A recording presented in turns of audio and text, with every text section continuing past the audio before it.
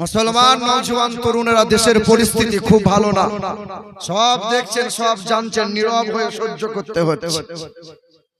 গোটা বিশ্বের মাটিতে মুসলমান লাঞ্ছিত, মুসলমান অপমানিত। বারবার মুসলমানদের আক্রমণ করা হচ্ছে। কখনো মসজিদের মাইক নামিয়ে দেওয়া হচ্ছে, কত মসজিদের তালা লাগিয়ে দেওয়া হয়েছে, কত মসজিদের মাইক সাউন্ড কমিয়ে দেওয়া হয়েছে, কত দাড়িওয়ালা টুপিওয়ালাদেরকে জয় শ্রীরামের ধ্বনি দিয়ে পিটিয়ে পিটিয়ে হত্যা করে দিয়েছে। শান্ত বাংলা ছিল, অশান্ত হয়েছে। বাংলার মাটিতে কখনো মাদ্রাসা নিয়ে, কখনো আলেম উলামা নিয়ে বারবার আক্রমণ চলছে, বারবার অত্যাচার চলছে। বলছে মুসলমানদের বকরা ঈদ বন্ধ করতে হবে, মুসলমানদের মাদ্রাসাগুলো বন্ধ করতে হবে। মুসলমানদের মাদ্রাসায় কি অ্যাডভোকেট তৈরি হয়, ইঞ্জিনিয়ার হয়, মৌলবি হয়? ওই মৌলানা মাস্টার নয়, অ্যাডভোকেট নয়, প্রফেসর নয়, তাহলে মাদ্রাসা রেখে লাভ কি হয়? দেখছেন তো আপনারা। খোদার কসম, আপনার এলাকায়, আপনার মহল্লায় মাদ্রাসা আছে। এই মাদ্রাসায় পড়ে ছেলেটা অ্যাডভোকেট হয় না, মাস্টার হয় না, প্রফেসর হয় না, কিন্তু ইতিহাস সাক্ষ্য দেয় ভারতের জমিনে প্রথম রাষ্ট্রপতি ছিল যে ডক্টর রাজেন্দ্র প্রসাদ। মাদ্রাসায় পড়ে ফার্সি ভাষা শিখেছিল, উর্দু ভাষা শিখেছিল, আরবি ভাষায় শিক্ষিত হয়েছিল। ভারতের প্রথম শিক্ষামন্ত্রী ছিল, সংগ্রামী ব্যক্তি ছিল মৌলানা আবুল কালাম আজাদ। মাদ্রাসায় লেখাপড়ে শিক্ষিত হয়েছিল। এই ভারতের জমিনে সতীদাহ প্রথা উচ্ছেদ করেছিল যে রাজা রামমোহন রায় পাটনার এক মাদ্রাসায় লেখাপড়া করে ফার্সি ভাষা শিখেছিল।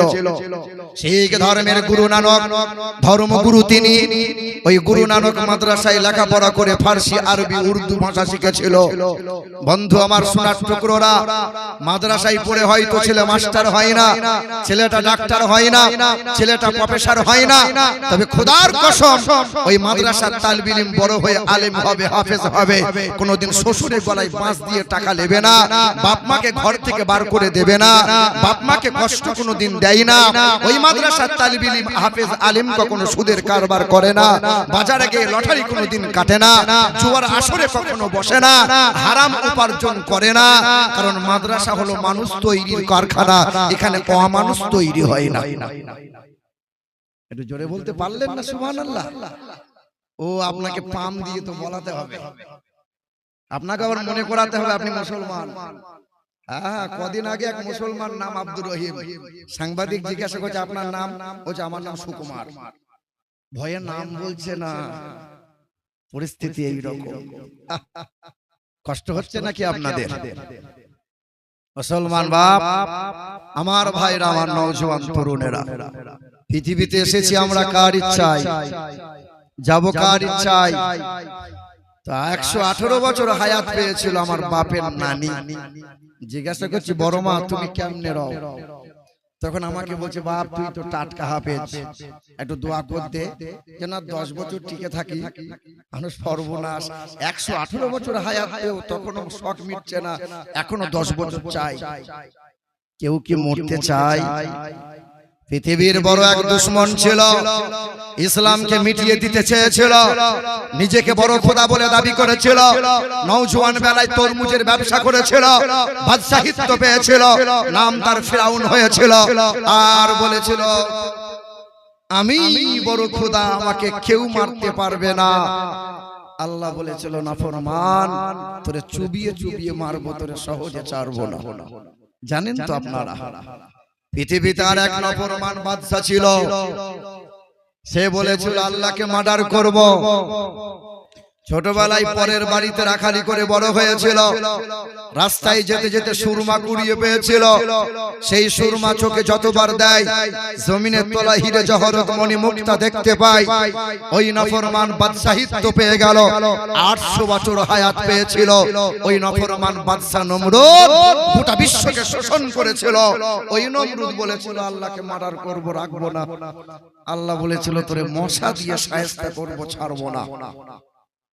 জানেন না আপনারা, সাদ্দাত বলে এক বেঈমান নাফরমান ছিল, শিশুকালে যেদিন ভূমিষ্ঠ হয় ওই দিন মা মারা যায়, মহাবন্যাতে বাচ্চা ভেসে যায়, জঙ্গলের কিনারায় ঠেকে যায়। ওই বাচ্চাকে বাঘে করে তুলে নিয়ে যায়, বাঘের দুধ খেয়ে কয়েক মাসে বড় হলো। বাচ্চা জঙ্গলে কান্না শুরু করলো, মাঝি নৌকা নিয়ে নদীপথে যায়, বাচ্চার কান্না শুনতে পেয়ে নৌকা থামিয়ে দেয়, সেই বাচ্চাকে জঙ্গল থেকে তুলে গ্রামে নিয়ে যায়। বাচ্চা বড় হলো, নাম তার সাজ্জাদ হলো।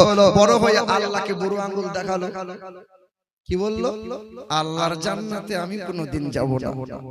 শখের জান্নাত তৈরি করেছিল, আল্লাহ বলেছিল তো শখের জান্নাত এই চোখ দিয়ে দেখার সুযোগ মিলবে না।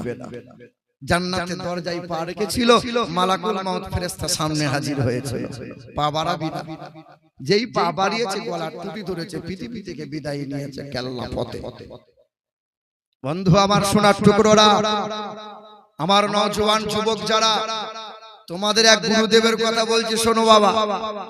রাত দিন মোবাইলে খোঁচা মারছো যারা, সোশ্যাল মিডিয়াতে পড়ে রইছো যারা, ইংলিশে গান করতো, নাচ করতো, কোটি টাকা রোজগার করতো, দেহের রং ছিল কালো, অর্থের কারণে গোটা সার্জারি করে দেহ ফর্সা করেছিল। কালো বাপ কালো মাকে ত্যাগ করেছিল, 10টা মানুষকে কিনে পুষে রেখে দিয়েছিল, 12টা ডাক্তার তার ঘরে দান করানো ছিল। খাবার পরীক্ষা না করে খায় না, পানি পরীক্ষা না করে পান করে না, অক্সিজেন ওয়ালা বিছানা না হলে সে শোয় না, দাস্তানা ব্যবহার না করে হ্যান্ডসাপ করে না। সাংবাদিক সম্মেলনে বলেছিল 150-র আগে আমি কোনোদিন মরবো না। জানা আছে তোমাদের? বলো বলো, কি নাম? তোমাদের গুরুদেবের কথা তোমরা তো জানবে ভালো। মাইকেল জ্যাকসন তার নাম ছিল। আল্লাহ বলেছিল, আরে নাফরমান, তুই 50 বছর 60 বছর পার হতে পারবি না। ইংল্যান্ডের রানী এলিজাবেথ তার নাম, যার মাথায় ছিল কোহিনূরের মুকুট, তার মূল্য 3.5 কোটি মার্কিন ডলার। ইংল্যান্ডের রানী এলিজাবেথ বলেছিল, সেঞ্চুরি না করে আমি মরবই না। আল্লাহ বলেছিল, তুই 70 বছর পার হতে পারবি না। বলেন, পৃথিবীতে এসেছি আমরা কার ইচ্ছায়? যাব কার ইচ্ছায়? এই নাফরমান বেঈমানটা চেয়েছিল ইসলাম মুছে দিতে। আজ অনেক নওজোয়ান আছে, নামাজ পড়ে না, সিজদা করে না, নবী মানে না, সালাম পড়ে না, দরুদ পড়ে না, আল্লাহর বিধানকে মানে না, তাওয়াক্কুল করে না, কোন রকম পরহেজগার করে না। সেই সময় ফিরাউন চেয়েছিল ইসলাম মুছে দেব, আমার আল্লাহ মুসার ওসিলা দিয়ে ইসলামের বিজয়ের পতাকা উড়িয়েছিলেন। যেই সময় চেয়েছিল নমরুদ ইসলামের নাম নিশানা মুছে দেব, ওই সময় আমার আল্লাহ ইব্রাহিম নবী আলাইহিস সালাতু সালামের ওসিলায় ইসলামের বিজয়ের পতাকা উড়িয়েছেন। যেই সময় আবু জেহেল আবু লাহাব উতবা সাইবা চেয়েছিল ইসলামের নাম নিশানা মুছে দেব, ওই সময় আমার আল্লাহ নবী মুহাম্মদ রাসূলুল্লাহ সাল্লাল্লাহু তাআলা আলাইহি ওয়াসাল্লামের ইসলামের বিজয়ের পতাকা উড়েছে। বন্ধু নওজোয়ান যুবক, তোমরা ইসলামের ছায়াতলে থাকলেও ইসলামের বিজয় আসবে, আর তোমরা যদি ইসলামের ছায়াতলে নাও থাকো তবু ইসলামের বিজয়ের পতাকা আসবে। গোটা বিশ্বের মাটিতে ইহুদিরা শাসন করবে, ইমাম মেহেদী আসবে, মুসলমানরা কণ্ঠস্বর হবে, দাজ্জাল পৃথিবীতে আগমন ঘটবে। ইমাম মেহেদী আসার কারণে ইহুদিরা ধ্বংস হবে, দাজ্জালের পতন হবে। আরে এক দিনের জন্য হলেও গোটা বিশ্বের মাটিতে পলপল করে ইসলামের বিজয়ের পতাকা উড়বে ইনশাআল্লাহ। এক বেলার জন্য হলেও ইসলামের বিজয়ের পতাকা উড়বে। বন্ধু, তবে নওজোয়ান যুবক যারা, তোমাদের সচেতন হওয়া লাগবে। আমাদের ছিল এক সোনালী অতীত, নারিয়ে দিতাম সব জালিমের ভিড়। আইন ছিল শুধু ইনসাফেরই, জুলুম রুখে দিতে হতো না দেরি। আমাদের সে অতীত হারিয়ে গেছে, মাজলুম আজ তাই কেঁদে মরে। হারিয়েছি যা তা কি পাবো ফিরে, তুমি না জাগিলে তাকে ফিরাবে কে? ইয়া শাবাব ইস্তাইকিন, হে যুবক জেগে ওঠো। নারে তাকবীর। হ্যাঁ হ্যাঁ, এইরকম তাকবীর দিলে তো একদম ভয়ে সবাই বেঈমানরা কেঁপে উঠবে। আহা, এই ফ্যানটা উঁচু করে দাও নাকি? এমনিতেই গরম, শ্রোতাদের মাথায় ফ্যান চলে আর এখানকার ওলামাদের মাথায় ফ্যান নাই। এই ফ্যানটা একটু উঁচু করো, আনালে অন্য ফ্যান লাগাও। জোরে বলেন নারে তাকবীর, নারে তাকবীর, নারে রিসালা, নারে হায়দারি, মাসলাকে আলা হযরত উলামায়ে আহলে সুন্নাত, নারে তাকবীর, নারে রিসালা, দুরূদ শরীফ আল্লাহুম্মা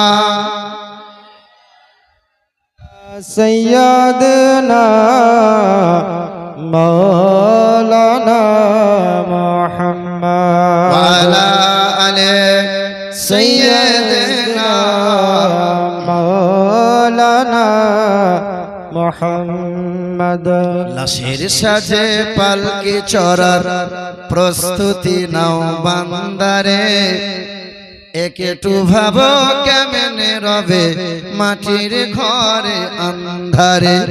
লাশের সাজে পালকি চড়ার প্রস্তুতি নাও বান্দারে, একটু ভাবো কেমনে রবে মাটির ঘরে আন্ধারে। কে জানে কে বাঁচে কদিন জানা কি যাই আহারে, হয়তো কাফনের কাপড় এসে গেছে বাজারে, তোমার দাফনের কাপড় এসে গেছে বাজারে, হয়তো কাফনের কাপড় এসে গেছে বাজারে। লাশের সাজে পালকি চড়ার প্রস্তুতি নাও বান্দারে, একটু ভাবো কেমনে রবে মাটির ঘরে আন্ধারে। তোমার লাগি মাটির কবর আছে অধীর অপেক্ষায়, বাঁশ বাগানে বাঁশের সারি নিত্য দুলে দুলে যায়। তোমার লাগি মাটির কবর আছে অধীর অপেক্ষায়, বাঁশ বাগানে বাঁশের সারি নিত্য দুলে দুলে যায়। হচ্ছে তৈরি হয়তো তোমার, হচ্ছে তৈরি হয়তো তোমার আতর লোবান সুরমারে, হয়তো কাফনের কাপড় এসে গেছে বাজারে, তোমার দাফনের কাপড় এসে গেছে বাজারে। যে পানিতে গোসল দেবে কুসুম গরম করিয়া, সেই পানি আর বড়ই পাতা আছে তৈরি খাটিয়া। যে পানিতে গোসল দিবে কুসুম গরম করিয়া, সেই পানি আর বড়ই পাতা আছে তৈরি খাটিয়া। আজরাইলকে কবু বন্ধু ফাঁকি দেওয়া যায় না রে, হয়তো কাফনের কাপড় এসে গেছে বাজারে, তোমার দাফনের কাপড় এসে গেছে বাজারে। লাশের সাজে পালকি চড়ার প্রস্তুতি নাও বান্দারে, একটু ভাবো কেমনে রবে মাটির ঘরে আন্ধারে। লাশের সাজে পালকি চড়ার প্রস্তুতি নাও বান্দারে, একটু ভাবো কেমনে রবে মাটির ঘরে আন্ধারে। আল্লাহুম্মা সাল্লি আলা سيدنا مولانا محمد وعلى آل سيدنا مولانا محمد। মুসলমান নওজোয়ান তরুণেরা, পৃথিবীতে এসেছি আমরা কার ইচ্ছায়? বলো না, যাবো কার ইচ্ছায়? আর এই মধ্যখানে 60 বছর 70 বছর 80 বছরের জিন্দগিটা চালাবো কার ইচ্ছায়? বলেন, চালাচ্ছি কার ইচ্ছায়? আল্লাহর ইচ্ছায় চলছেন তো, নিজের ইচ্ছায়, আর মুখে বলছেন আল্লাহর ইচ্ছায়। ঈদের দুদিন আগে জিজ্ঞাসা করছি এক যুবককে, বাবু কোথায় যাও? বলে বাপের কাছে 600 টাকা নিয়ে চুল কাটতে যাবো। ঈদের দিন জিজ্ঞাসা করছি, বাবু একবার মাথার টুপিটা খুলে দেখাতে, শোনো কেমনে চুল কাটলে? তো মাথার টুপিটা খুলে দেখছি চতুর্দিকটা নেড়া, মধ্যখানে চুল ঠাড়ো, কেউ আবার এদিকটা সবুজ, এদিকটা লাল, এদিকটা সাদা করেছে। জিজ্ঞাসা করলাম এই চুল কেমন বাপ, কি কাঠ? বলছে এটা ভেড়া কাঠ। মানে এরকম কেন কাটলি বাবা? বলে আমার বাপের টাকায় কেটেছি, আমার মাথা, আমার চুল, আমার ইচ্ছা। কার ইচ্ছা? বলো না, কার ইচ্ছা? রমজান মাস ইমাম সাহেবরা বক্তব্যে কলজে শুকিয়ে দিল। রমজান মাস মাগফিরাতের মাস, রমজান মাস ক্ষমা পাওয়ার মাস, রমজান মাস আল্লাহর প্রিয় বান্দা হওয়ার মাস, রমজান মাস কোরআন তেলাওয়াতের মাস, রমজান মাস রহমতের মাস। আমার ঘরের মা বোনরা ভেবে নিল রমজান মাস মানে বাজার করার মাস। গোটা কালিয়াচক ঘেঁটে চেটে দিয়ে চলে এলো। জিজ্ঞাসা করেন বোন আমার, তুমি যে কালিয়াচক বাজার বাদ রাখলে না, মাসে যে 16 বার তুমি কালিয়াচক বাজার চেটে দিলে, কেন করলে? বলছে আমার দেহ, আমার চুল, আমার উঁচু নিচু, আমি বুড়োকে দেখাবো, ছোকরাকে দেখাবো, কবার যাব, কতবার যাব, সকালে যাব না বিকালে যাব, আমার ইচ্ছা। চাচা রাগ করিয়ে গরমের সময় ছিল, চাচা আমার ফজরেও যাই, ইশাতেও যাই। ঠান্ডার সময় চলে এলো, চাচা আমার চাচির গলা ধরে সারা রাত কাটিয়ে দেয়। এটা কার ইচ্ছা হলো বাপ? এ বলো না, কার ইচ্ছা? ও আল্লাহর ইচ্ছা। রাগ করছেন মুসলমান? আমরা সব নিজের ইচ্ছা মতো চলি। যেই বলল গরু কুরবানি হবে না, কিছু মুসলমানের কপালে হাত, এবার হলো না বোধহয়, বসে হাত। রোজা ফরজ রাখবে না, নামাজ ফরজ করবে না, হজ ফরজ আদায় করবে না, কিন্তু ঋণ করে হলো বেটার কুরবানি দিতে হবে। কারণ কুরবানি বন্ধ রাখা, আমাদের কুরবানি বন্ধ। আমার হিন্দু ভাইরা বলছে মুসলমানদের কুরবানি দিতে হবে, মুসলমানদের গরু জবাই করতে দিতে। আমি মনে মনে বলছি হাসবো না কাঁদবো? পরব আমাদের, বকরা ঈদ আমাদের, আর মাথা ব্যথা ওদের। কি বলছেন বলেন? আচ্ছা বলেন, একটা মুসলমান সারা বছর সারা জীবনে যদি এক টুকরাও যদি গরুর মাংস না খায়, ইমানের কোনো সমস্যা হবে বাবা? কোনো সমস্যা হবে না? না। মুসলমান বন্ধু আমার, এই পৃথিবীর মাটিতে চতুর্দিক দিয়ে যে জাতি ষষ্ঠ কোরআন পেল, ষষ্ঠ কিতাব পেল, ষষ্ঠ রসুল পেল, ষষ্ঠ উম্মত হলো, ষষ্ঠ মালিক পেল, আর পৃথিবীর জমিনে ষষ্ঠ জাতি মুসলমান হলো, অথচ গোটা বিশ্বের মাটিতে মুসলমান লাঞ্ছিত, অপমানিত। এটাই তো দেখছি আমরা। আল্লাহ বলছেন না রে বান্দা, এটা আমি আল্লাহর গজব। আল্লাহ বলেছেন, বলে হ্যাঁ, ওয়া কাযালিকা নুওয়াল্লি বাযাল যালিমিনা বিমা কানু ইয়াকসিবুন। আমি আল্লাহর হুকুম যখন মানবি না, নবীর তরিকা যখন তোর পছন্দ হবে না, মা আতাকুমুর রাসূলু ফাকুযুহু ওয়া মা নাহাকুম আনহু ফান্তাহু। আর পারা নম্বর 28, সূরার নাম সূরা হাশর, পৃষ্ঠা নম্বর 7, লাইন নম্বর 8। আল্লাহ পাক জগতের মানুষকে জানিয়ে দেয়, হে দুনিয়ার মানুষেরা, আমার নবীর তরিকা যখন মানবি না, আমার নবীর সুন্নাত যখন পছন্দ তোর হবে না, আমি আল্লাহর ঘোষণা, পায়ের নিচে মাটি তোর থাকবে না। সংসারে শান্তি পাবি, দুনিয়াতে কল্যাণ ও কামিয়াবি পাবি, সব জায়গাতে ইজ্জতওয়ালা হবি। আমার নবীর গোলামি করে নাও, আমার নবীর ইত্তেবা করে নাও, অনুসরণ করে নাও। আমার নবীর তাবেদারি করবে যারা, ওয়াত্তাকুল্লাহ, আল্লাহকে ভয় করে কদম বাড়াবে যারা, পৃথিবীর জমিনে সব জায়গায় মাথা উঁচু করে দাঁড়াবে তারা, পরকালে হাসতে হাসতে জান্নাতি হবে তারা। বলে নবীর তরিকায় চলছি আমরা। চুল কাটে তো ভেড়ার মতো, পেশাব করে তো কুত্তার মতো, পোশাক পরে তো ইহুদিদের মতো, আর শুতে যাই তো ভেড়া গরু ছাগলের মতো। একটাও নবীর তরিকা মানে না। মান আহাব্বা সুন্নতি ফাকাদ আহাব্বানি ওয়া মান আহাব্বানি কানা মাইয়া ফিল জান্নাহ। আমার রাসূলের সুন্নাত যখন পছন্দ তোমার হবে না, আরে নবীর মহব্বতের মানুষ হলো তারা। আমার নবী বললেন, এই দোয়া পড়ে বাথরুম যাও, উম্মত ওই দোয়া পড়ে সেই তরিকায় বাথরুম যায়। নবী বললেন, এই দোয়া পড়ে ডান পা দিয়ে মসজিদে প্রবেশ করে যাও, উম্মত সুন্নাত পালন করে চলে। নবী বললেন দস্তরখানা বিছিয়ে দোয়া পড়ে খাবার শুরু করে দাও। নবীর তরিকা মতো উম্মত চলে। আরে নবীর সুন্নাত পালন করে যারা, নবীর আশিক মহাব্বতের মানুষ হলো তারা। মসজিদ থেকে জুম্মার দিন বেরিয়েছে, আমিও বেরিয়েছি, চোখে দেখেছি।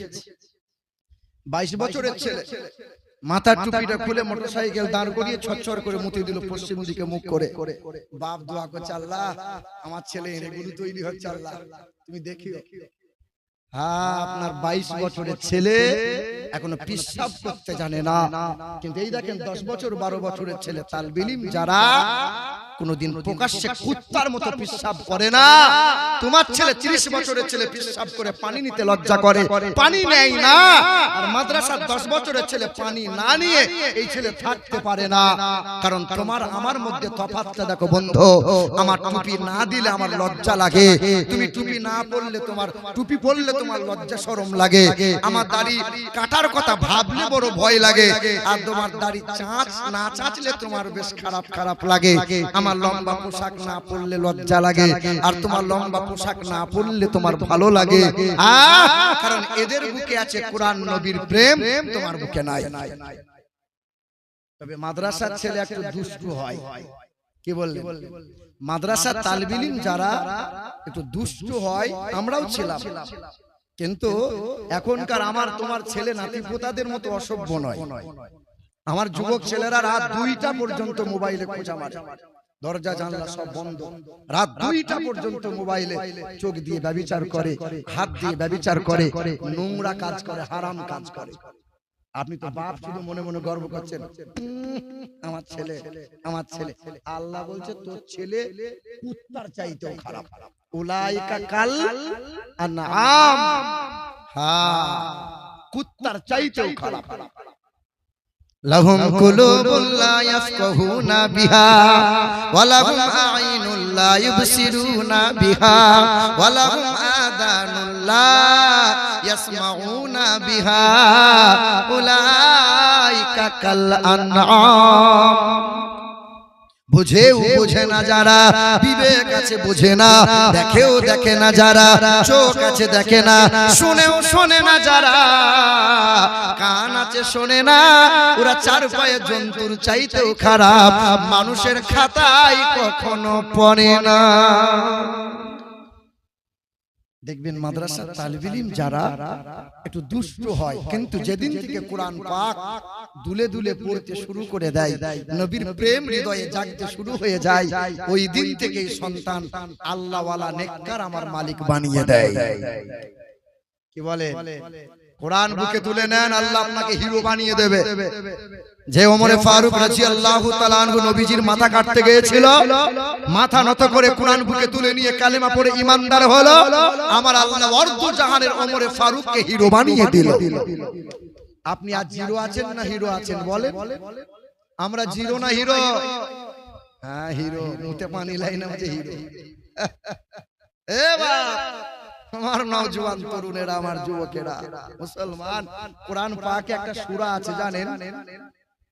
যে সূরাটার নাম আমার আল্লাহ বলেছেন সূরা নাহাল, যার বাংলা হলো মৌমাছি। তার বাংলা মৌমাছি। আল্লাহ পাক এই মৌমাছি দিয়ে সূরা দিয়েছেন এবং দুনিয়ার মানুষকে বলেছেন গবেষণা করো। কোরআন শরীফের পারা নম্বর 14, পৃষ্ঠা নম্বর 13, লাইন নম্বর 9, আয়াত নম্বর 69। আল্লাহ পাক জানিয়ে দিলেন, সুম্মা কুলি মিন কুল্লি সামারাত ফাসলুকি সুবুলা রাব্বিকি যুলুলা ইয়াখরুজু মিন বুতুনিহা শারাবুন মুখতালিফুন আলওয়ানুহু ফীহি শিফাউল লিন্নাস। বান্দা গবেষণা করো, ইসলাম গবেষণার নাম। ওই মৌমাছির দিকে তাকাও, গাছের ডালে ঘরের কোণে বাসা তৈরি করে। বাংলার মৌমাছি আর আমেরিকার মৌমাছি গাছের ডালে বাসা করে, তবে এক একটা মৌচাকের ভিতরে সুগন্ধময় ফুলের রস সংগ্রহ করে 30 থেকে 35 কেজি করে মধু সংগ্রহ করে। বান্দা একটু চিন্তা করেছো, স্কুল নাই, এত ওজনওয়ালা বাসা গাছের ডালে কেমনে ঝুলে রয়? না পাকে ফুলে বসে না, গন্ধ ফুলে বসে না, হারাম খাবার খাই না, ওই মৌমাছি সুগন্ধময় ফুলে বসে। আল্লাহ বলে দুনিয়ার মানুষ কল্যাণ ও কামিয়াবি যদি পেতে চাও, বেঈমানের হাত থেকে যদি বাঁচতে তোমরা চাও, মুমিন হয়ে যাও। আর মুমিনের আদর্শ হবে মৌমাছির ন্যায়, হারাম তারা খাবে না, না পাক জায়গায় বসবে না, মৌমাছি গন্ধ ফুলে বসে না। তবে আর একটা মাছি আছে, দেখেন এখানে ওখানে ঘুরে বেড়াচ্ছে। এই মাছিটাকে কি মাছি বলে? কেউ বলে গুয়ে মাছি, কেউ বলে কানা মাছি। মিষ্টির হাঁড়িতে বসে, আবার টুক করে গিয়ে উড়ে পায়খানাতেও বসে, আপনার শরীরেও বসে। আম কাঁঠাল দেখলে তো ঝাঁপিয়ে বসে। এর স্বভাবটাই এরকম, তখনই ভালো জায়গায়, তখনই খারাপ জায়গায়। জলসার মজলিসে আছে সব যেন আল্লাহর ওলি, সকাল হলেই লটারির দোকানে, জুম্মার দিনে সামনে কাতারে, বিকেল বেলায় সুদের কারবার। আমার ঘরের মা বোনরা হিজাব পরে আছে, মনে হচ্ছে নেককারিনী। আবার কাল যখন আসবে গ্রুপ লোন, বন্ধনের লোন, বেহায়ার মতো পেট বার করে বাজারে আজারে ঘুরে বেড়াচ্ছে। তবে এখানকার মা বোনটা পেট বার করে এখান ওখান যায় না, পরপুরের সাথে ফোনে গল্প করে না। কি বলছেন বলেন? তবে আমাদের বর্ধমান জেলার মা বোনটা একটু স্বভাব খারাপ। কথায় কথায় স্বামীকে বলে তোমার কাছে সুখ পেলাম না, কথায় কথায় স্বামীর বদনাম করে। কি করেছে আমার জন্য, আমাকে কি দিলে? এখানকার বউরা করে করে।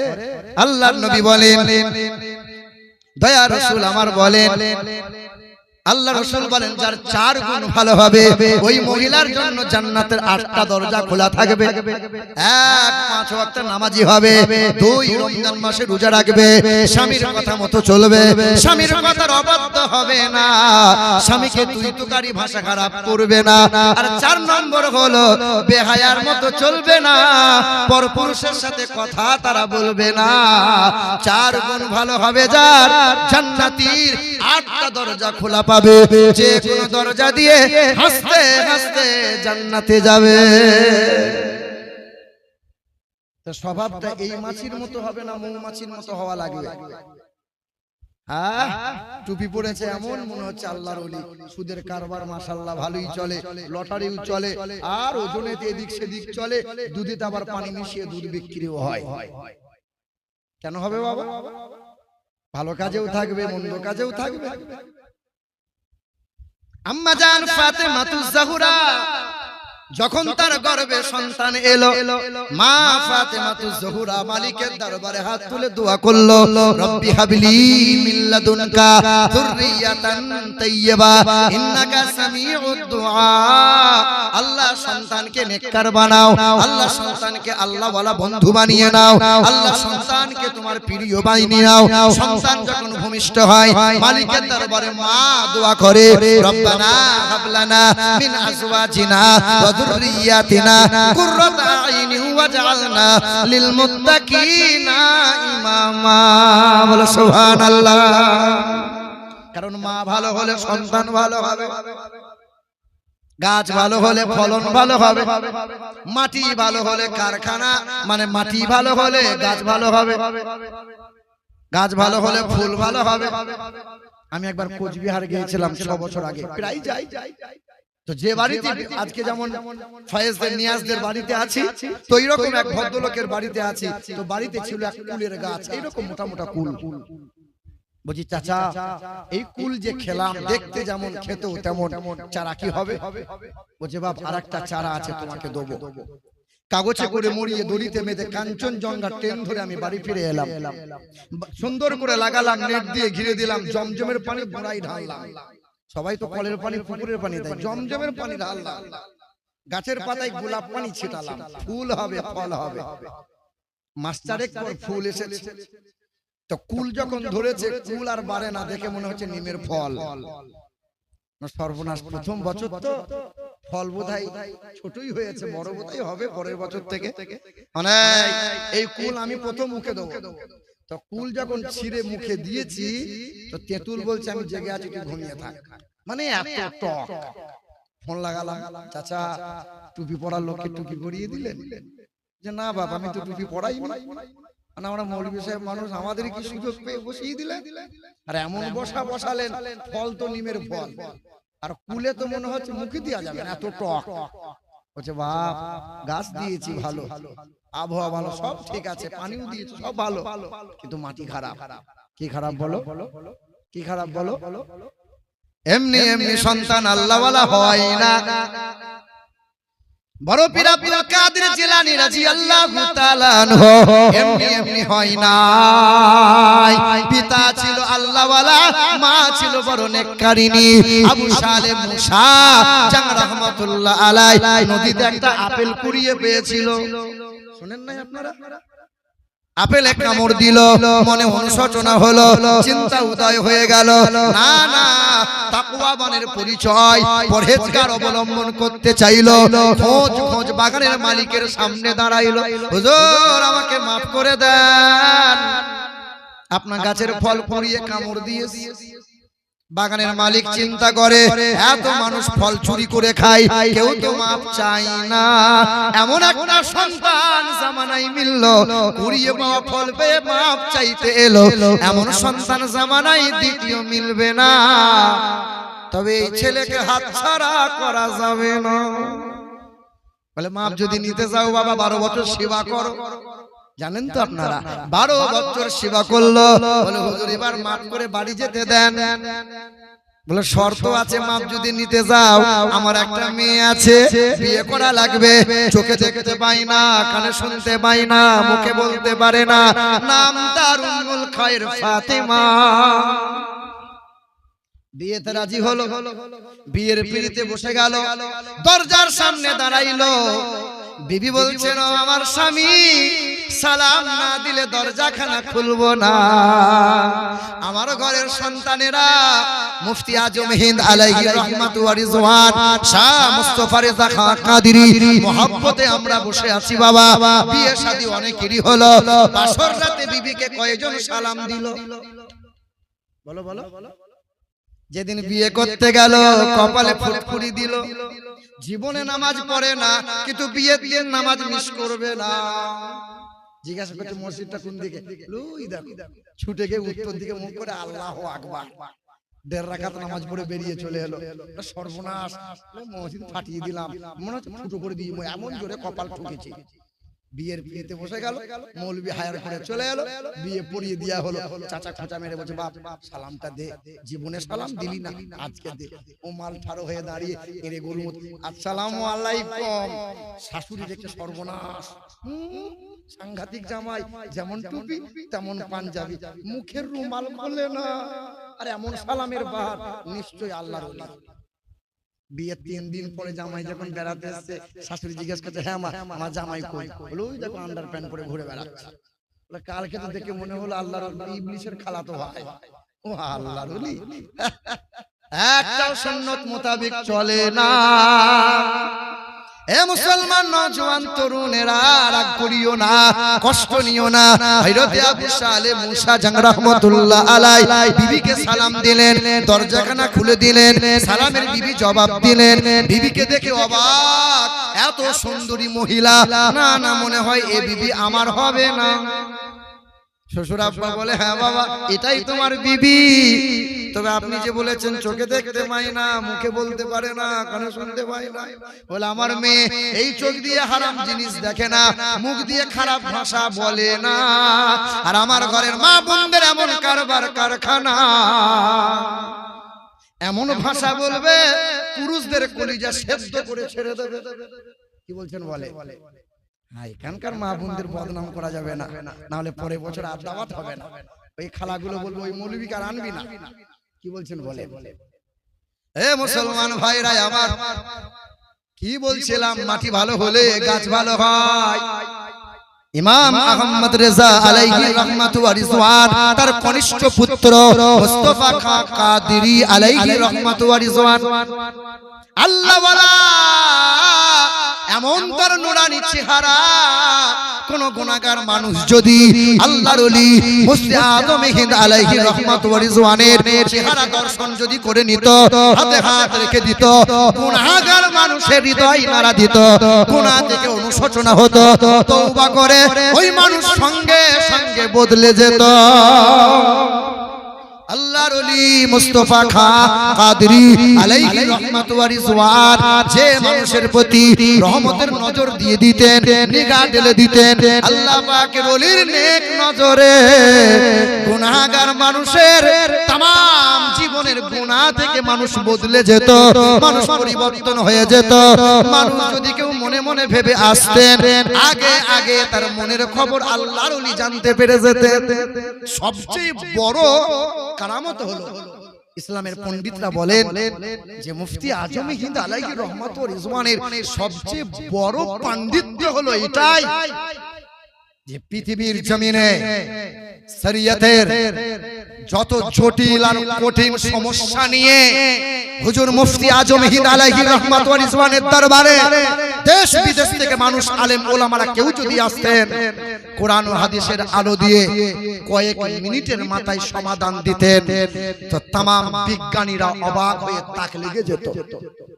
জি হ্যাঁ, এক ডাক্তার এসেছিল চিকিৎসার জন্য, তো মুফতি আজম হিন্দ আলাইহি রহমাত ওয়া রিজওয়ান তিনিও গেছেন ডাক্তারে। তো মুফতি আজম হিন্দ আলাইহি রহমাত ওয়া রিজওয়ান শুধু বলেছিলেন, মানে দোয়া গুনগুন করে দোয়া করছেন অসুস্থ মানুষের জন্য।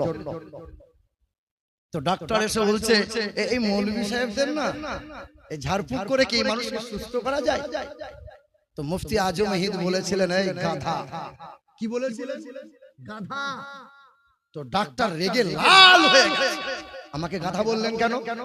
তো মুফতি আজম হিন্দ বললেন, আপনাকে যদি গাধা বললে আপনার এত জ্বলন হয়, এত জ্বলন হয়, তো সামান্য গাধা বললে যদি আপনার চেহারা এত জ্বলন হয়, তো মহান মালিকের কালাম বললে অসুস্থ রোগী সুস্থ হবে না? হ্যাঁ হ্যাঁ বলো বলো। আরে গাধা কথার আসর, কথাই তো বলেছি। আমি গুনগুন করে মহান মালিকের কালাম পড়েছি, তো মহান মালিকের কালাম এমন অসুস্থ যে মানুষ ডাক্তার বলেছে মারা যাবে, আর একে সুস্থ করা যাবে না। মৌলভী সাহেব যতই ফুঁক দিক না কেন লাভ হবে না।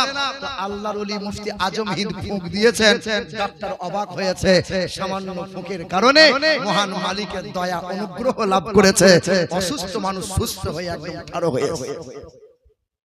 বন্ধু আমার সোনার টুকরোরা, তো মাটি ভালো হলে কি ভালো হয়?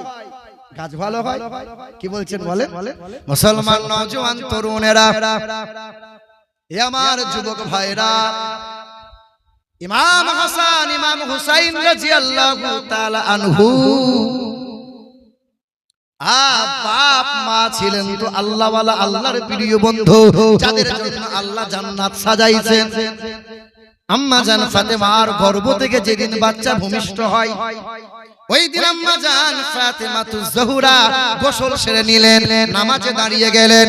পাড়ার মহিলারা অবাক হয়ে গেল, নবীজির দরবারে নালিশ করলেন, ইয়া রাসূলুল্লাহ, ইয়া হাবিবাল্লাহ, আমরা তো মা হয়েছি, বাচ্চা ভূমিষ্ঠ হয়, আমাদের না পাখির কারণে কোরআন ছুঁইতে পারি না, নামাজে দাঁড়াতে পারি না। আম্মা ফাতেমাতুজ জোহরা যেই দিন বাচ্চা ভূমিষ্ঠ হয়, বাচ্চাকে দোলনায় শুইয়ে দিয়ে নামাজে কেমনে দাঁড়িয়ে যায়। নবী মুস্তাফা বললেন, তোমরা কি কোরআন পড়ো না? ইন্নামা ইউরিদুল্লাহ লিইউযহিবা আনকুমুর রিজসা আহলাল বাইত ওয়া ইতাহিরাকুম তাতহীরা। তোমরা মা, তোমরা মহিলা, তবে আমার মায়ের মতো না, আমার বেটির মতো না, আলীর বিবির মতো না। আমার ফাতেমাকে আমার আল্লাহ পুত পবিত্র বানিয়েছে, তোমাদের মতো অপবিত্র না। বলো সুবহানাল্লাহ। তো মা যদি নেককার নেককারিনী হয়, বাপ মা যদি ভালো হয়, তো সন্তান দেখবেন আল্লাহওয়ালা হয়। আর বাপ যদি গাঁজাখোর হয়, বাপ যদি লটারি খোর হয়, তো ওর ছেলে সেই রকম তৈরি হবে, বাপের কাছে বিড়ি চেয়ে খাবে, আব্বা একটা বিড়ি দাও, তুমি অর্ধেক আমি অর্ধেক খাই। ওই ছেলে আবার বাপকে শালা বলে রাখবে। হ্যাঁ, আপনাদের এদিকে তো হয় না, সব ছেলেরাই বাপ মাকে খেতে পড়তে দেয়। এরকম কুত্তা আছে নাকি বাপ? কুত্তা দেখেছেন? কুত্তা যতদিন মায়ের স্তনে দুধ পায় ততদিন ম্যা ম্যা ম্যা ম্যা করে। গরু ছাগল ওই মায়ের পিছনে ঘুরে ঘুরে বেড়ায়। যেদিন মায়ের দুধ ছেড়ে দেয় ওই কুত্তার মাকে চিনতে পারে না, ওই কুত্তার বাপ মাকে চিনতে পারে না, আর বাপ মাকে খেতে দেয় না। আরে মুজামপুরের এইরকম কুত্তা যদি থাকো জেনে রেখে দাও, বিয়ের বিবিকে গলা জড়িয়ে ধরে বাপ মাকে ভুলে গেছো যারা, বাপ মাকে ঘর থেকে বার করে দিয়েছো যারা, পৃথিবীর জমিনে আস্ত কুত্তা হলো তারা। ও বাবা, স্টেজ থেকে নামছি, এক যুবক 26 বছর বয়স 500 টাকার করকরের নোট নিয়ে বলছে, হুজুর, হুজুরের তো নরম হাত, পীর সাহেবের নরম হাত, মৌলভী সাহেবের নরম হাত, আর বাপের হাত, বাপের পা খড়খড়ে। কি দেখবেন, অনেক মানুষ আছে আমরা পীরের পায়ে চুমু খাই, হাতে খাবেন অসুবিধা নাই, বাপের পায়ে খেয়েছো বাবা, বাপের পা খড়খড়ে, মায়ের পা। এ বন্ধু আমার সোনার টুকরোরা, স্টেজ থেকে নামছি, 500 টাকার নোট দিয়ে বলছে, হুজুর দোয়া করে দেন, আপনার ওয়াজ সাংঘাতিক ওয়াজ। মানে কিসের জন্য দোয়া বাপ? বলছে আমার বউয়ের জন্য। আমার বউ কি মরে গেছে? না, সবাই তো মায়ের জন্য দোয়া চায়, কি বউয়ের জন্য? 6 বছর হলো মা বাবার সাথে কথা বলি, বউয়ের জন্য দোয়া করতে। আচ্ছা, আপনাদের কি মনে হয় বাপ মাকে ভুলে গিয়ে পীর সাহেবকে দামি খাবার খাওয়াচ্ছ, খঞ্চা ভরা খাবার খাওয়াচ্ছ? হুজুর খাবে, হুজুর খাবে। শীতের সময় দামি একটা শাল নিয়েছে কালিয়াচক থেকে, পীর সাহেবকে দেবে, হুজুর একটু দোয়া করে দেন। পীর সাহেব, যাও বাবা, পার হয়ে যাবে, যাও। একবারও বললো না বাপ মাকে খেতে দিয়েছো বাবা? রাগ করছেন নাকি আপনারা? মুসলমান ভাইরা আমার, এই যে মাদ্রাসার তালিব ইলম যারা কোরআন দুলে দুলে পড়ে তারা, এই দুষ্ট সন্তান যেই দিন কোরআন পাক বুকে আঁকড়ে ধরে নেয়, নবীর প্রেম যেদিন হৃদয়ে আশ্রয় নেয়, ওই দিন থেকে সন্তান নেককার আল্লাহওয়ালা হয়ে যায়। তবে মাদ্রাসার ছেলে খুব বিচক্ষণ হয়। কি বলছেন বলেন? মাদ্রাসার ছেলে খুব বিচক্ষণ হয়, সাংঘাতিক ব্রেন হয়। দেখবেন বাপের 2-4টে ছেলে, যে ছেলে সবচেয়ে বেশি দুষ্টু ওই ছেলেটাকে মাদ্রাসায় দেয়, কারণ মৌলবীদের সামলা। এবার রাগ করেন না, সত্য বলি, কিন্তু এই দুষ্টু ছেলেকে বাপ মা দিয়েছে, কোরআন পাক যেদিন স্পর্শ করে নিয়েছে ছেলে নেককার হয়েছে। এক চাচা 60 বছর বয়স, কত 60 বছর বয়স হলে কি আর চাকরি থাকে বাবা? আর চাকরি থাকে তো এই মুরব্বী চিন্তা করছে, বউয়ের কাছে সম্মান নাই, পাড়া প্রতিবেশীর কাছে ইজ্জত নাই, যায় মাদ্রাসায় যায়। আর হাফেজ সাহেব তখন ছেলেগুলোকে নিয়ে কোরআন পড়াচ্ছিল, ছেলেগুলো দুলে দুলে কোরআন পড়াচ্ছে। চাচা মাদ্রাসার সামনে গিয়ে বলছে, আসসালামু আলাইকুম। হাফেজ সাহেব বলছে, ওয়ালাইকুম আসসালাম। কে? বলছে, কুদালের বাপ। চাচা কি খবর? বলছে, বাবার প্রশ্ন নিয়ে এসেছে। দেখবেন অনেক লোক মৌলবীদেরকে খোঁচা মেরে প্রশ্ন করে, আছে না? ইমাম সাহেবের সামনে গিয়ে বলে, ইমাম সাহেব আপনার মতো হুজুর এলাকাতে একটাও হবে না। ওই লোকটাই আবার চায়ের দোকানে বসে বসে বলে, হুজুর লয় খেজুর, আছে না? না, এখানকার লোক ইমামের বদনাম করে না। কি বলছেন বলেন? ইমামের পিছনে নামাজও পড়ে। আবার ইমাম সাহেব খবর পেয়েছে যে ছত্তারে বাপ চায়ের দোকানে বসে বসে ইমামের পীরাই বদনাম করে। ইমাম সাহেব তো লাঠি মারতে পারবে না, কি করবে? সবাই যখন ঈশার নামাজে কাতারে দাঁড়িয়েছে, ইক্তাদাইতু বিহাযাল ইমাম, আল্লাহ ইমামকে ভার দায়িত্ব নামাজে দিয়ে দিলাম। ইমাম সাহেব বলছে, আল্লাহ সবারটা নিলাম, ছত্তারে বাপকে শুধু বাদ দিলাম। ওসালা আমার নিন্দা করে। কি বলছেন বলে? ইমামের বদনাম করিয়েন না, সামনে যেমন পিছনে তেমন রাখেন, মুনাফিক হয়েন না। ইসলামের সবচেয়ে শত্রুতা করেছে যারা, ইসলামের সবচেয়ে বেশি ক্ষতি করেছে যারা, এই মুনাফিক তারা। শুনে রেখে দেন, ওমরে ফারুক রাদিয়াল্লাহু তাআলা আনহু শহীদ হয়েছেন, ওসমান গনি রাদিয়াল্লাহু তাআলা আনহু শহীদ হয়েছিলেন। ওসমান গনিকে শহীদ করেছিল মুনাফিক মুসলমান, মাওলাই আলীকে শহীদ করেছিল এই মুনাফিক নামধারী মুসলমান। কারবালার ময়দানে হাজার সৈন্য সিপাহী দাঁড়িয়েছিল তলোয়ার নিয়ে, নবীর আওলাদদেরকে ধ্বংস করবে, শহীদ করে দেবে। সব ছিল নামধারী দাড়িওয়ালা টুপিওয়ালা মুসলমান।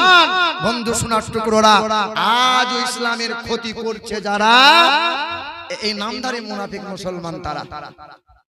একটা দল বেরিয়েছে, ওরা আবার বলছে আমরা মুসলমান কিন্তু নবীর দরুদ সালাম পড়বো না, আমরা মুসলমান কিন্তু নামাজ পড়া হাত তুলে দোয়া করব না, মুসলমান কবরে মাটি দেওয়ার সময় মিনহা খলাকনাকুম আর বলা চলবে না, মুসলমান কিন্তু আমরা 20 রাকাত তারাবি আর পড়বো না, মুসলমান হাত এইখানে বাঁধবো, এখানে আর হাত বাঁধবো না। সেদিনে বলেছিলাম যে হাত যে এইখানে বাঁধছিস বাবা, দুদিন পরে কপালে হাত বাঁধবি না তো।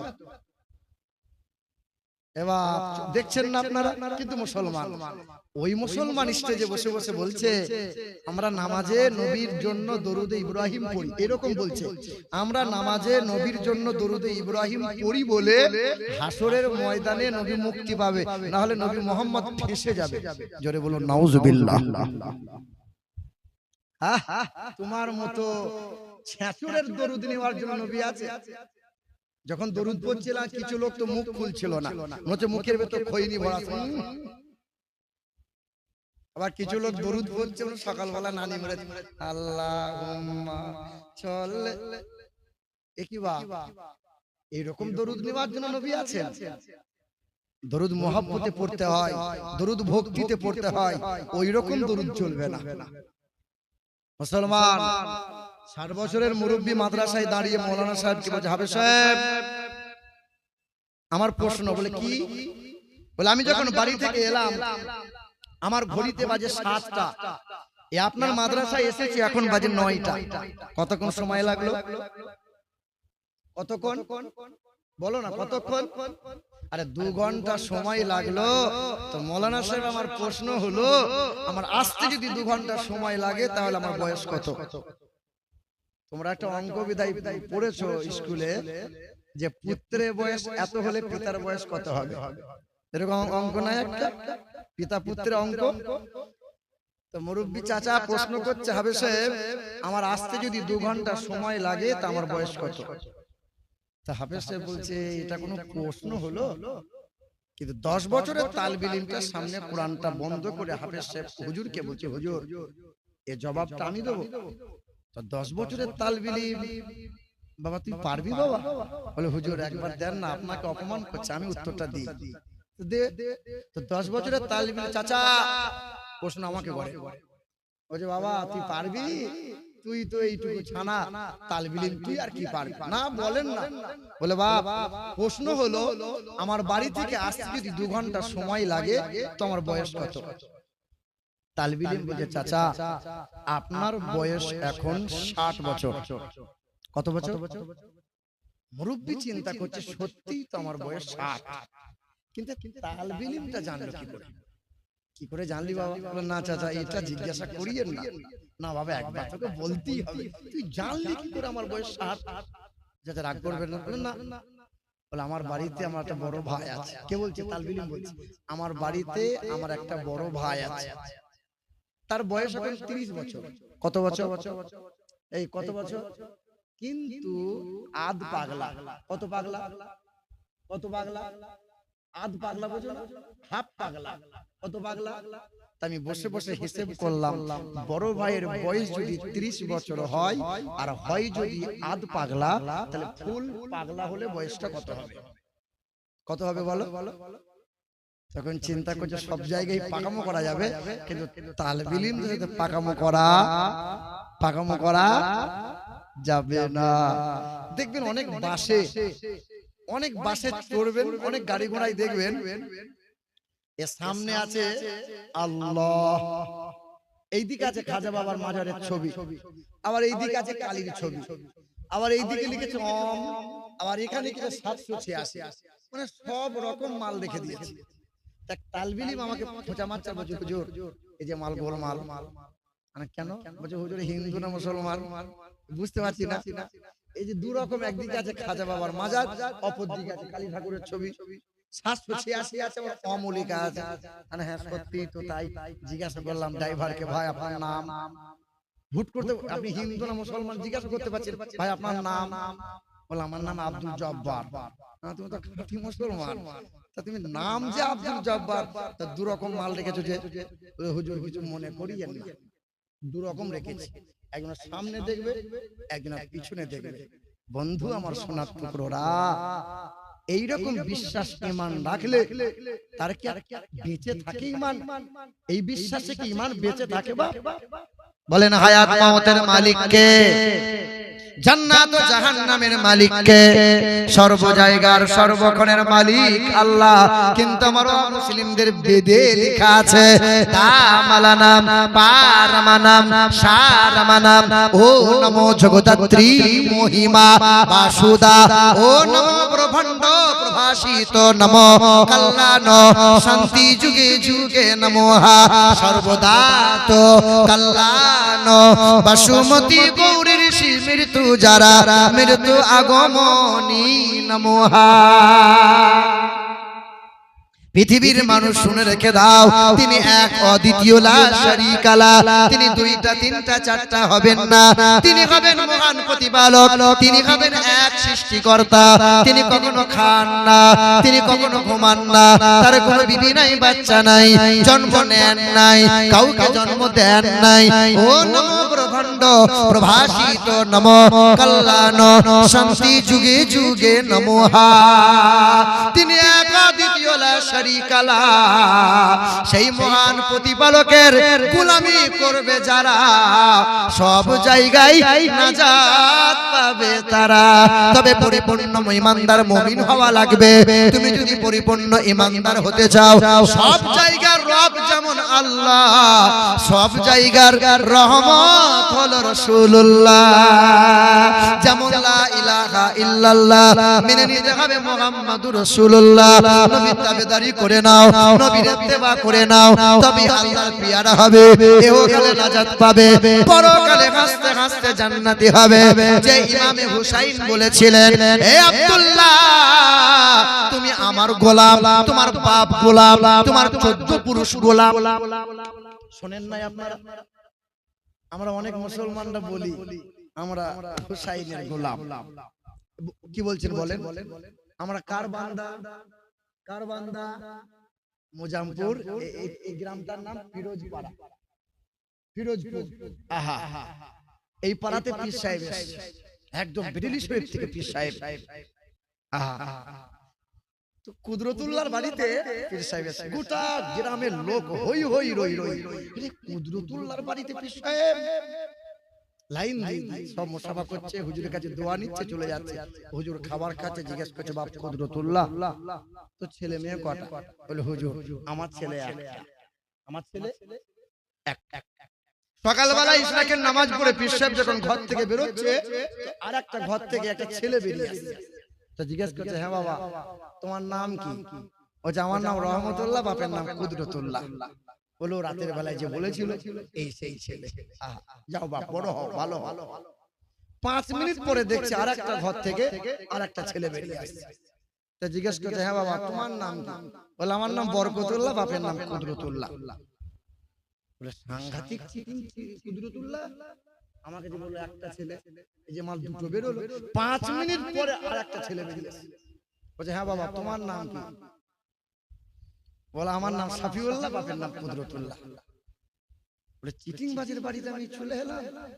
ছি ছি ছি, কেতা কম্বল ব্যাগপত্র গুটিয়ে নিয়ে পীর সাহেব চলে যাচ্ছে। বলে হুজুর চলে যাচ্ছে না, চিটিং বাজ, কথা বলবি না, বেরিয়ে যাবে না। হুজুর আপনি বেয়াদবি নেবেন না, একটু ঘরে চলেন, কি হয়েছে আমাকে বলেন। 2 থাপ্পড় মারেন কিন্তু চলে যাবেন না। পীর সাহেব বলছে বাপ 10 টাকা রাখ, খাবার খেয়েছি রাতের বেলায়, টাকা দে আমাকে বিদায়। না হুজুর আপনাকে যেতেই হবে। পীর সাহেব বলছে হ্যাঁ বাবা তুই এত বড় মিথ্যু, তুই এত বড় চিটিং বাজ, তো ছেলে কটা? বলছে হুজুর আমার ছেলে একটা। তখনও বলছে আমার ছেলে একটা, কিন্তু তোরই বাড়ি থেকে তোরই ঘর থেকে 3টে ছেলে বেরোলো, সব একজনের নাম রহমতুল্লাহ, বাপ কুদরতুল্লাহ। আর একটা ছেলে বলছে বরকতুল্লাহ, নাম বাপের নাম কুদরতুল্লাহ। আর একটা ছেলে বলছে আমার নাম শাফিউল্লাহ, বাপের নাম কুদরতুল্লাহ। হুজুর এই 3টে ছেলে আমার বইয়ের পেটে হয়েছে। কার পেটে হয়েছে? এই 3টে ছেলে আমার বইয়ের পেটে হয়েছে, কিন্তু ছেলে আমার একটা। কথা বুঝতে পারছেন না? আচ্ছা বইয়ের পেটে হলে ছেলে কার হবে? বলছে হুজুর ছেলে আমার 3টে বইয়ের পেটেই হয়েছে, কিন্তু আসলে ছেলে আমার একটা। কেন? বলছে ওই দুটো ছেলে জানোয়ার হয়েছে। যেদিকে বলি যাবি না, মাল আগে গিয়ে বসে থাকে। যখন বলি ডান দিকে যাবি না, ও মাল গিয়ে বসে আসে। যদি বলি এটা করবি না, আগে করবে। কিন্তু আমার এই একটা ছেলে, এই ছেলেকে নিয়ে আমি খুব গর্ববোধ করি। যেটা বলি ছেলে আমার সেটাই শোনে। ছেলে আমার একটা। বলেন আমরা সবাই কার বান্দা? আল্লাহকে জিজ্ঞেস করিয়েছেন যে আল্লাহ তোমার বান্দাকে বাপের সম্পত্তি নেওয়ার জন্য সব ছেলেরাই বলে এটা আমার বাপ, এটা আমার বাপ, এটা আমার বাপ। সব ছেলে বাপের কথা মতো চলে বাবা? তো বাপের কথা মতো চলে যে, সেই তো আসলে ছেলে। কি বলছেন বলেন? আতিকুল ভাই, বাপের ছেলে সে বাপের কথা মতো চলে যে, আর আল্লাহর বান্দা হলো সে আল্লাহর আহকাম গুলো পালন করে যে, ইমাম হুসাইনের মহব্বতে জীবন পার করে যে। বন্ধু আমার সোনার টুকরোরা, ইমাম হুসাইন রাদিয়াল্লাহু তাআলা আনহু মদিনায় যখন চিঠি পেয়ে গেলেন আমার ইমাম কুফায় যাবেন, তাই তো ইমাম হুসাইন একবার নানা জানের রওজা মোবারক জিয়ারত করলেন, চোখের পানি ফেললেন, বিদায় সালাম দিয়ে বিদায় নিলেন। আম্মা জান ফাতেমা তুজ জোহরার রওজা মোবারকটা জিয়ারত করলেন। মদিনা থেকে মক্কায় রওনা দিলেন। সঙ্গীদেরকে নিলেন, ভাতিজাকে নিলেন, ভাগনাকে নিলেন, আপন বোনকে নিয়ে নিলেন, বিবিকে কন্যাকে নিলেন, সন্তানকে নিয়ে নিলেন। হে মুসলমান, ইমাম হুসাইন মক্কা মদিনা থেকে 434 কিলোমিটার রাস্তা, মদিনা থেকে মক্কায় হাজির হলেন। এবার মক্কায় এসে কুফার কথা জানাইলেন। নবী সাহাবায়ে কিরামরা বললেন, হুসাইন কুফার মানুষদের কথা বিশ্বাস করিয়েন না, তাদের মন এক মুখ করে আর তারা মুনাফিক, মাওলা আলীর সঙ্গে আচরণ ভালো করে না। ইমাম হুসাইন বললেন, আমি যদি না যাই আর তারা যদি আমার বিরুদ্ধে নালিশ করে দেয়, আল্লাহ আমরা পথহারা হয়ে গেছি। কিন্তু আমরা চেয়েছিলাম ইমাম পাককে, তাই তো বারবার আমন্ত্রণ করেছিলাম। আমাকে তো সেদিন জবাবদিহি দিতে হবে। ইমামে হুসাইন আমার সাথী সঙ্গে সহচরদেরকে নিলেন। 1700 কিলোমিটার রাস্তা, মক্কা থেকে মাসের পর মাস যায় কারবালার ময়দানে, ওই কুফার বড় ময়দানে তাবু খাটিয়ে নেয়।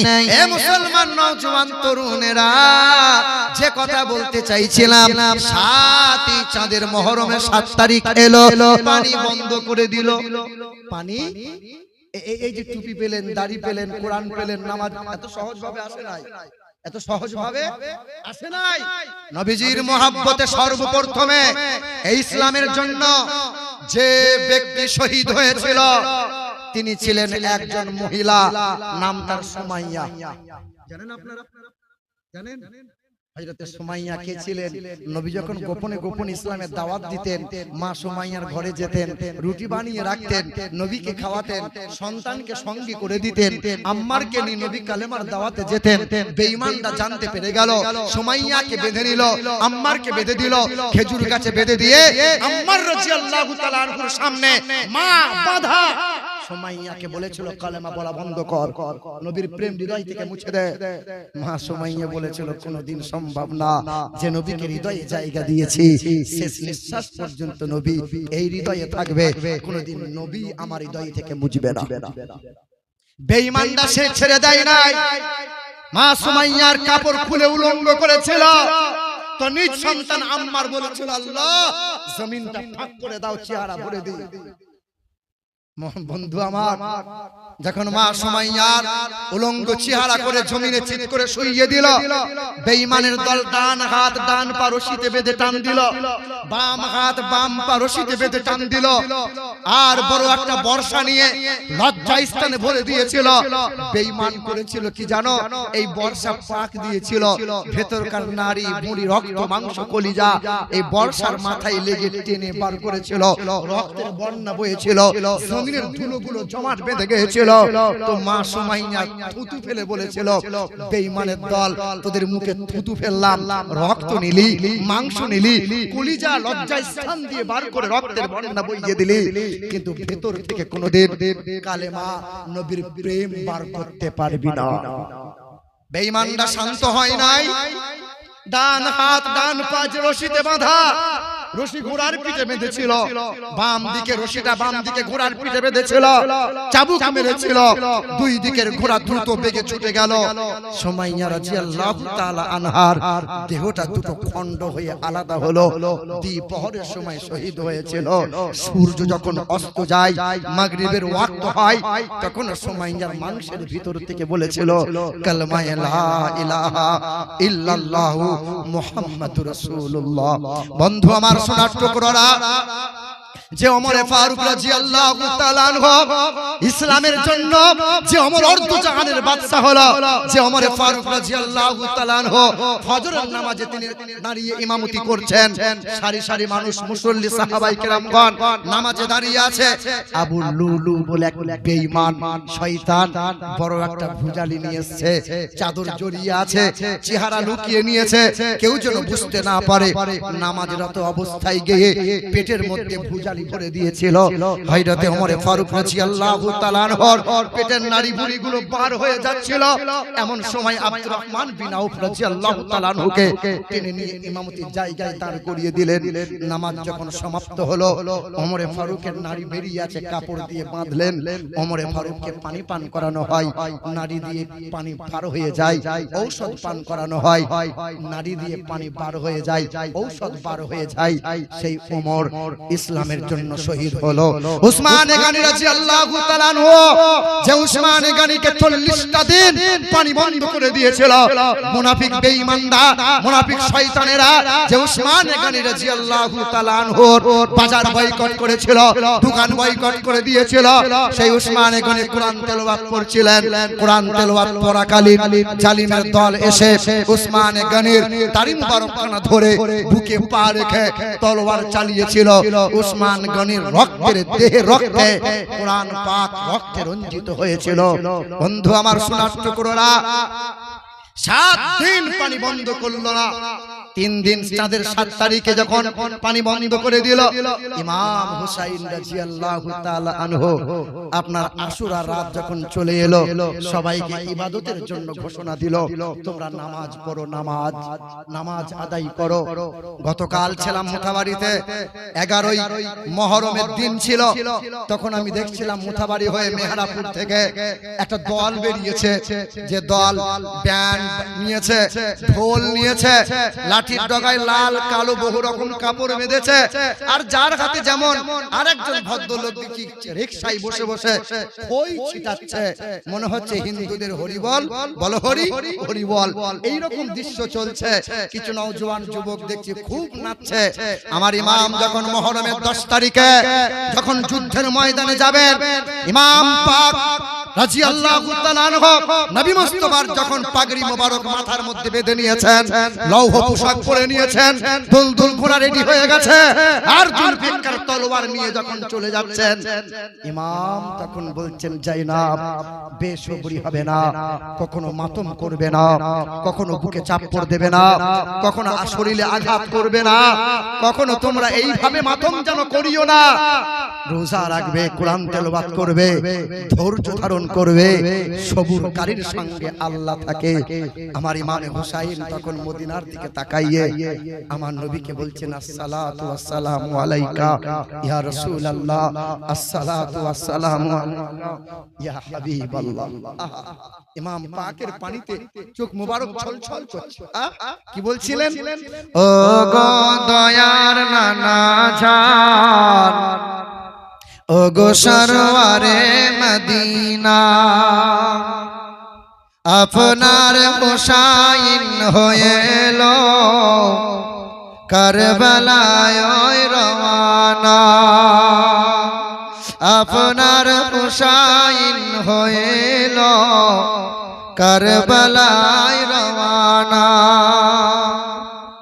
আখিরি সালাম লওনা ছেড়ে যাই সোনার মদিনা, প্রাণ ভরে দেখে নাও গো, দেখা যে আর হবে না। ও গো দয়ার নানা জান, সরওয়ারে মদিনা বড় ভাইজান ইমাম হাসান ছিল আমার জানের জান সে যে চলে গিয়েছে সে যে চলে গিয়েছে একা আর ভালো লাগে না ও গো দয়ার নানা জান ও গো সরওয়ারে মদিনা আপনার হুসাইন হইল কারবালায় রওয়ানা হুসাইনকে মহব্বত করেন তো জীবন দিয়েছেন আওলাদকে দিয়েছেন নিজের ভাগনাকে দিয়েছেন নিজের বুনহাইকে যুদ্ধের ময়দানে পাঠিয়েছেন ভাতিজা কাসিমকে পাঠিয়েছেন একে একে শহীদ হয়েছে ইমাম যাবে শহীদ হতে তোমার জন্য আমার জন্য ইসলামকে বাঁচানোর জন্য আমরা ইমামকে মহব্বত করি বাপ করি ইমামকে মহব্বত করি আমরা বলেন না একটু হাত তুলে বলেন ইয়া হুসাইন বলেন না ইয়া হুসাইন পাক পাঞ্জাতন কা দামান ইমাম পাক কা दामन मौला अली का दामन अहले बायत का दामन ও কিছু লোক হাত তুলছে না যে বর্ধমান থেকে মৌলবি এসে হাত তুলবে আর আমি এত বুকা যে হাত তুলে দেব আলিয়াউমা নাকতিমু আলা ফাওয়াহিহিম ওয়া তুকাল্লিমুনা আইদিহিম হাত তুলে সাক্ষ্য দেবে যারা আল্লাহ তোমার আহলে বায়াতের জন্য আছি আগামীতেও থাকবো ইনশাআল্লাহ মুসিবতের দিন বেড়া পার হয়ে যাবে তারা এবার আল্লাহ কয়টা কথা বলা লাগে আল্লাহ কয়টা কোরআন কয়টা এ কাবা কয়টা বলো না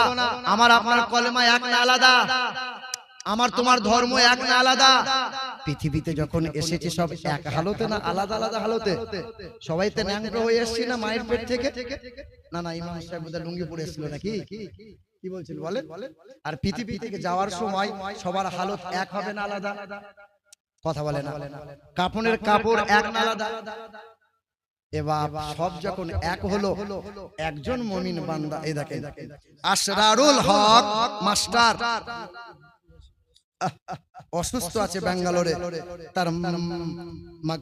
তার সুস্থতার জন্য 2000 টাকা দান করিল আল্লাহ পাক তার সুস্থতা দান করো আল্লাহ পাক আশরাউল হককে আল্লাহ আহলে বায়াতের ওসিলা দিয়ে তার শিফা দান করো ওয়া নুনাজ্জিলু মিনাল কুরআন মা হুয়া শিফাউ ওয়া রাহমাতুল লিল মুমিনিন আল্লাহ পাক তোমার কোরআন পাকের ওসিলাই নবী মুস্তাফার দরুদ ও সালামের ওসিলাই তার সুস্থতা দান করো আল্লাহ তার হায়াতে দারাজ করো জোরে বলি আল্লাহুম্মা আমিন বলেন শুধু আল্লাহ মানলে কি ইমানদার হওয়া যাবে না আর একজনকে মানতে হবে নবী মুহাম্মদুর এবার এই যে একজন হয়েছে আর একজন 2000 টাকার জন্য নাম লিখাতে পারবেন 2000 টাকা কেউ দেবেন কোন বন্ধু কোন ভাই আছেন আর একজন বলবেন যে ইনশাআল্লাহ আমি দেব আল্লাহ বলেন জোড়া জোড়া বানিয়েছি রাত দিন সাদা কালো সত্য মিথ্যা উঁচু নিচু জান্নাত জাহান্নাম নর নারী ঘোড়া ঘুড়ি মুরগা মুরগি কি বলছেন বলেন এ আল্লাহ জোড়া জোড়া বানাইনি এ ভাই কোন একটা ভাই আছে কোন একটা বাপ আছে বলতে পারবে যে আমার আব্বার জন্য 1000 মায়ের জন্য 1000 আমি 2000 টাকা দেব ইনশাআল্লাহ কেউটা হাত তুলে দেখাতে পারবেন মহান মালিকের দরবারে মুসাফির হালতে আছে নবী বলছেন মুসাফিরের দোয়া আমার মালিক ফিরিয়ে দেয় না দেখি ইনশাআল্লাহ কেউ আছেন ডানে বামে সামনে দেখেন একজন আসলাউল সাহেব তার নাম তার সুস্থতার জন্য 2000 দিয়েছে আর একজন কেউ পারবেন 2000 টাকা 2000 টাকা কেউ আছেন এইদিকে ডান দিকে কোন বন্ধু আছেন একজন আব্বা মায়ের জন্য মন খারাপ করেন অনেকেরই তো বাপ মা ইন্তেকাল হয়েছে অনেকেরই বাপ মা আছে বাপ মা বেঁচে আছে তাদের জন্য দিলে আল্লাহ তাদের সুস্থ দান করবে আল্লাহ তার হায়াতকে লম্বা করবে কেউ পারবেন বাপ মায়ের জন্য 2000 টাকা মাত্র ইনশাআল্লাহ কেউ পারবি না বাপ হবে না হ্যাঁ হবে ইনশাআল্লাহ আরে আজকে মরলে কালকে 2 দিন পরের দিন কেউ কাঁদবে না যাদের জন্য করলা কামাই মরলে তারা চিনবে না আধার ঘরে থাকবা পরে ছাইরা তুমি সব কেউ রবে না সঙ্গে তোমার, থাকবে সেদিন রব। মিছে মায়ার এই দুনিয়া ক্ষণিকের ঠিকানা, ধনী গরিব নাই ভেদাভেদ, মাটির হবে বিছানা। হবে ইনশাআল্লাহ? কেউ পারবেন? হবে গো? আরে 2000 যদি না পারেন তো 1000 বলেন, ইনশাআল্লাহ আমি 1000 দেবো। কেউ আছেন? দেখি ইনশাআল্লাহ। কেউ আছেন? হাত তোলেন না। কেউ বলেন? ইমাম সাহেব বলছেন কিছু? কি নাম? জব্দুল। মাশাআল্লাহ, নারে তাকবীর, নারে রিসালাত। আরে জব্দুল নামেতে দেখে এখানেতে ছিল, তাড়াতাড়ি আহলে বাইতের নামে 2000 টাকা দিল। ইজ্জত সম্মান দিও দিও দুনিয়াতে, আর সম্মানিত করো খোদা রোজ কিয়ামতে। আরে মনের আশা পুরা করো ওগো বাড়ি তালা, পান করায় নবীর হাতে কাউসারের পিয়ালা। জোরে বলি আল্লাহুম্মা আমিন। আপনাদের ঘুমটুম লাগছে নাকি বাপ? জেগে ওঠেন, আর ঘুমিয়ে থাকিয়েন না। এই যতদিন জেগে জেগে ঘুমাবেন, ততদিন ওরা এইরকম সুযোগ নিয়ে এইরকম করি মারবে। দেখি ইনশাআল্লাহ 3 নম্বরে কোনো বন্ধু পাবেন, 1000 টাকা দেবেন। আসরাউল হক দিয়েছেন 2000, জব্দুল সাহেবের নামে 2000, আর একজন কোন বন্ধু, কোন যুবক, কোন বাপ, কোন ভাই, কোন মা 1000 টাকা চাইছিলাম। কেউ পারবেন? কোন বোন, কোন মা? আম্মা জান ফাতেমার আঁচলটা ধরে জান্নাতে যাওয়ার মতো কোন মা নেই? হবে না ইনশাআল্লাহ? 1000 টাকা। আপনার বাপ মায়ের জন্য মন খারাপ করে না? যেদিন বিয়ে দিয়েছিল মা নিজের হাতের জিনিসটা খুলে তোমার হাতে পরিয়ে দিয়েছিল। যেদিন মা তোমার বিয়ের জন্য তোমাকে শ্বশুর বাড়ি পাঠাচ্ছিল, মায়ের বাপের হাতে টাকা ছিল না, জমি জায়গা বন্ধক দিয়ে বিক্রি করে তোমার সুখের জন্য ফ্রিজ আলমারি কিনে দিয়েছিল। সেই মা বাবার জন্য একটু মন খারাপ হয় না? 1000 টাকা চাইছিলাম। ইনশাআল্লাহ হবে? পারবেন কেউ? 1000 টাকা। কোন আব্বা মায়ের জন্য হবে না ইনশাআল্লাহ? কোন বন্ধু নেই? দেখি ইনশাআল্লাহ একজন, আল্লাহর কোন বান্দা, আল্লাহর কোন বান্দা হবে না বাপ? হাই মুসলমান, দিন দুনিয়ার বাদশা হাবিবে কিবরিয়া, কালেমার দাওয়াত দিতে গিয়ে তোমার আমার জন্য বারবার ফিকির করেছিলেন হায়াতে 63 সাল জাহিরি জিন্দেগিতে। কোনদিন এই উম্মতকে ভুলে যায় না। কোনটা দিন হাসরের ময়দানে নবী যখন কাঁদবেন উম্মতের জন্য, শুনছেন আপনারা? নবী যখন কাঁদবেন এই উম্মতের জন্য, আল্লাহ পাক বলবেন, হাবিব আপনার উম্মতের জন্য আপনি কাঁদছেন, আপনার এই উম্মতকে আমি আল্লাহ নাজাত দিয়ে দেব। তবে আপনার এই উম্মতের আমল নামাটা আপনাকে নিজ চোখে একবার দেখা লাগবে। আমার মতো আপনার মতো উম্মত হাসরের ময়দানে থাকবে, আর আমার উম্মতটা আমার আমল নামা নিয়ে নবী যখন দেখবেন, কোরআনে আছে ফাকাইফা ইযা জিনা মিন কুল্লি উম্মাতিন বিশাহিদ ওয়া জিনা বিকা আলা হাউলাই শাহিদা। নবী দেখবেন আর বলবেন, হায় উম্মত, মক্কার জমিনে আমার উটের পিঠে উটের ভুঁটি চাপিয়ে দিয়েছিল, আমার গলায় গামছা দিয়ে অলিতে গলিতে আমাকে পাথর ছুঁড়ে মেরেছিল, মক্কার বেঈমানরা 3.5 বছর আমাকে বয়কট করে দিয়েছিল, গাছের ছাল গাছের পাতাকে জীবন কাটিয়েছিলাম। উম্মত, এই যে সভাপতি সাহেব, এই যে সভাপতি সাহেব, ওর ডাকছি আপনাকে। কোথায় যাচ্ছেন আপনি? আপনি এই কথাটা শুনে যান একবার, এই কথাটা শুনে যান, তারপরে যেখানে যান। ভেবে নিয়েছেন বক্তা নিয়ে আসবো, বক্তব্য দিব, যে রাত পার হয়ে যাবে, কামিয়াব না। এই কথাটা আপনাকে শোনা লাগবে। মসজিদের সভাপতি হয়েছেন, সেক্রেটারি হয়েছেন আপনারা, আল্লাহ রাসূল সেদিন আপনার আমার আমল নামা নেবে, আর নবী বলবেন, উম্মত আমার কথা কি কোনোদিন তোমার মনে পড়ে নাই? আমাকে মক্কার বেঈমানরা উটের ভুঁটি চাপিয়ে দিয়েছিল, আমি নবীকে 3.5 বছর পানি দেই নাই, আমি নবীকে দোকানে বয়কট করে দিয়েছিল, গাছের ফল দেয়নি, আমি নবী খাদিজাকে সঙ্গে নিয়ে জঙ্গলে গাছের পাতা ছাল খেয়ে 3.5 বছর আমি কাটিয়েছিলাম। কোনদিন তুমি শুনোনি আমি 14টা দিন পেটে পাথর বাঁধার কষ্টের কথা? তুমি কি কোনোদিন শোনোনি মক্কা থেকে মদিনায় চলে গিয়েছিলাম 434 কিলোমিটার রাস্তা, আমার আবু বকরকে সঙ্গে নিয়েছিলাম, 14টা রাত আমি নবী পায়ে হেঁটেছিলাম, আমার পা ফুলে মোটা হয়েছিল, আমার আবু বকর পা মুবারকখানা বুকের মধ্যে আঁকড়ে নিয়ে বলেছিলেন, ইয়া রাসূলুল্লাহ আপনি এই কদম আর জমিনে ফেলিয়েন না, আল্লাহ পাক বড় কষ্ট হয়। সেদিন আমি নবী বলেছিলাম, আবু বকর আমার উম্মতের জন্য বড় চিন্তা হয়, এই উম্মতির কি হবে? তুমি কি কোনোদিন শোনো নাই আমার দাঁত ভাঙা যন্ত্রণা কষ্টের কথা? তুমি কি কোনোদিন শোনো নাই উম্মত আমাকে তায়েফের বেঈমানরা মেরে মেরে বেহুশ করে দিয়েছিল? তুমি কি কোনোদিন শোনো নাই যখন আমি তায়েফ জমিনে কালেমার দাওয়াত দিতে গিয়েছিলাম, ওই সময় পাথর মেরেছিল, হুল পাথর, আমার দেহে সাদা রঙের চাদর মোবারক ছিল, একটা বাচ্চা নাবালক 8 বছরের ছেলে, তার শখ গিয়েছিল, সবাই যখন পাথর মারে আমিও নবীকে পাথর মারবো, বড় একটা পাথর নিয়েছিল, আমার নবীকে মারবে। আমার নবী দেখলেন বাচ্চাটা দূর থেকে পাথরটা মারলে হয়তো আসবে না, নবী আমার থমকে দাঁড়িয়ে গেলেন, বাচ্চাটা কাছাকাছি এসেছে, বড় পাথরটা নিয়ে নবীকে ছুড়ে দিয়েছে, আমার নবীর চেহারায় পাথরটা লেগেছে, বাচ্চাটা উল্টে পড়ে গেছে, নবী আমার চাদরটা দিয়ে বাচ্চাকে আড়াল করেছে আর বলেছে, তায়েফের যুবকেরা তোমরা পাথর মেরেছো, এত পাথর মেরেছো তোমরা, আমার পোশাক ছিঁড়ে চামড়া ফেটে মাংসের মধ্যে পাথরগুলো গেঁথে গেঁথে গিয়েছে, হে তায়েফের নওজওয়ানরা তোমাদের মাসুম বাচ্চাটাকে মারিও না। আল্লাহ রাসূল বলে, জানো উম্মত, সেই তায়েফের ময়দানে আমি সেদিন বলেছিলাম, আল্লাহুম্মা গফিরলি উম্মতি উম্মতি, আল্লাহ আমার উম্মতিকে maaf করে দাও।